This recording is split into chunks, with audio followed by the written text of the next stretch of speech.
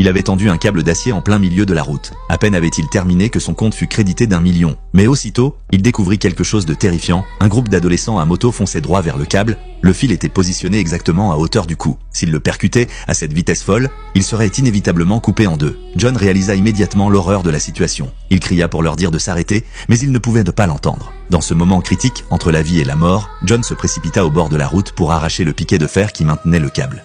Mais celui-ci était enfoncé trop profondément. John mobilisa toutes ses forces et parvint finalement à l'extraire au tout dernier moment. Les voyant sains et saufs, il poussa un soupir de soulagement. Cependant, l'homme reçut alors un appel téléphonique, après quoi le groupe fit demi-tour et revint dans cette direction. À ce moment-là, un homme en noir réinstalla le câble devant eux. En voyant cela, John resta pétrifié sur place. Il hurla après l'homme en noir, mais celui-ci tourna les talons et partit. Voyant les motos approcher à toute vitesse, John ne put que les avertir à grands cris. Mais ils ignorèrent tous ces avertissements et foncèrent droit sur le câble. La scène devint aussitôt insoutenable. John, terrifié, n'osa même pas se retourner. C'est alors qu'il reçut un appel téléphonique. Le mystérieux interlocuteur le félicita d'avoir accompli la 12e épreuve. Il ne restait plus qu'une dernière étape pour gagner 5 millions. Tout avait commencé par un appel téléphonique que John avait reçu peu de temps auparavant. Il lui suffisait de suivre les instructions du mystérieux inconnu pour recevoir une récompense. Au début, il s'agissait de tâches inoffensives, mais cela s'était maintenant transformé en massacre. John en avait définitivement assez de ce jeu. Sans hésiter, il jeta son téléphone. Le regard vide, il rebroussa chemin. C'est alors qu'il aperçut l'homme en noir qui avait tendu le câble. Celui-ci s'enfuit rapidement en voiture.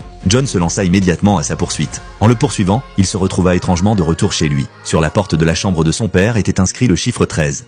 John ouvrit la porte et réveilla son père. À ce moment-là, son frère entra par la porte de derrière. John comprit immédiatement, l'homme en noir était très probablement son frère Jack. Il interrogea Jack sans relâche. Ne pouvant plus dissimuler la vérité, Jack avoua tout. Il jouait lui aussi à ce jeu et en était également à la dernière étape. John demanda anxieusement à Jack quelle était la dernière épreuve.